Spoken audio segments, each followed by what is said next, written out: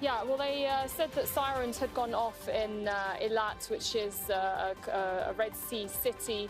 It's also close to the border with Egypt, and that was triggered by a drone that they managed to intercept over the Red Sea.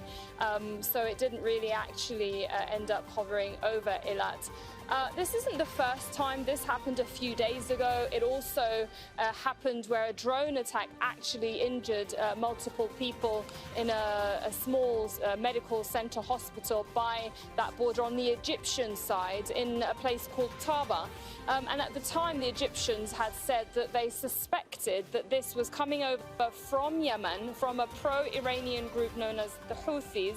And as you know, Israel at the moment is fighting against attacks that are coming from Lebanon on the north, from Hezbollah, which is backed by Iran. And then it also accuses Hamas of being also receiving help with especially October 7 attack through Iran. But Iran has denied that. So we're seeing a few more of these kind of drones that are hovering, that are coming close, but still no confirmation from the Israeli military as to who they think is behind this. And Sarah, of course, the military continue with their daily press release and press conferences to update everybody on their operation in Gaza. What are they saying?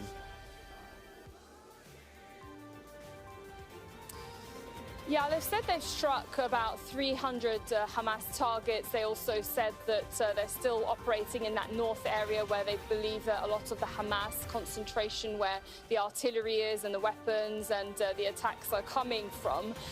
They also talked about the female soldier that they managed to rescue that had been held captive, and they brought her over to Israel. We saw that in Alan Fisher's report earlier. And they've seen this clearly as a victory for them, especially at a time when there is real major concern from members of the public, but also from the families of those hostages that believe that securing the release of those captives is an absolute priority, where pressure was being put on the government and the military to ensure that. What we do know from those statements last night, also including from the military, is that the only way to do that, according to them, is to intensify those attacks on Hamas and be able to do those rescues. But is that possible? It's going to be a very complicated mission to do that when they probably still don't know the whereabouts of all of those captives. From what we've been reading in between the lines in the last few weeks, is that those captives are held in different areas. And a few days ago, when Hamas had met